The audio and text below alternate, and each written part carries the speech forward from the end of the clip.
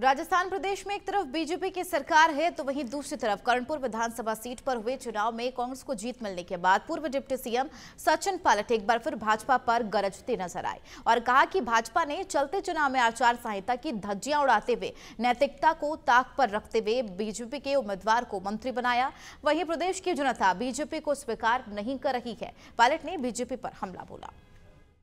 सरकार ने ताकत लगाई, सारे मंत्री मुख्यमंत्री वहां पर गए, उपचुनाव में प्रचार किया, भाजपा के उम्मीदवार को मंत्री बना दिया। बावजूद उसके एक अच्छे बड़े मार्जिन से रूबी कुन्नर जी चुनाव जीते।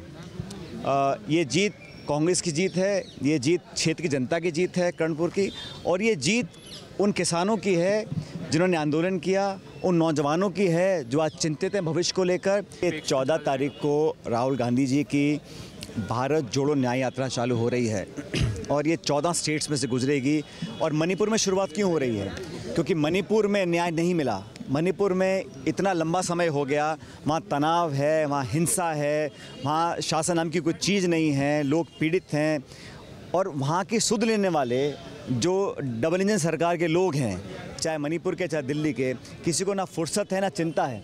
तो राहुल जी और कांग्रेस पार्टी ने इस शुरुआत को जो हम लोग मणिपुर से कर रहे हैं वो बहुत सांकेतिक है और उसके बहुत महत्व हैं। धार्मिक मुद्दा है, जनता की भावना से जुड़ा मुद्दा है, इसको पॉलिटिसाइज नहीं करना चाहिए।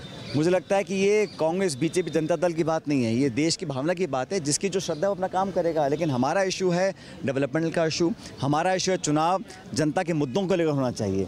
भावनात्मक जज्बाती मुद्दों को लेकर राजनीति करेंगे तो वो लंबे समय के लिए सही नहीं है। देश में पूरी रणनीति बन रही है, लगातार दिल्ली में हमारी मीटिंग्स हो रही हैं, और जो इंडिया अलायंस बन रहा है, आप समझ रहे हैं कि जो इंडिया अलायंस का वोट शेयर है आज देश में, वो 2/3 वोट है, एनडीए का 1/3 है।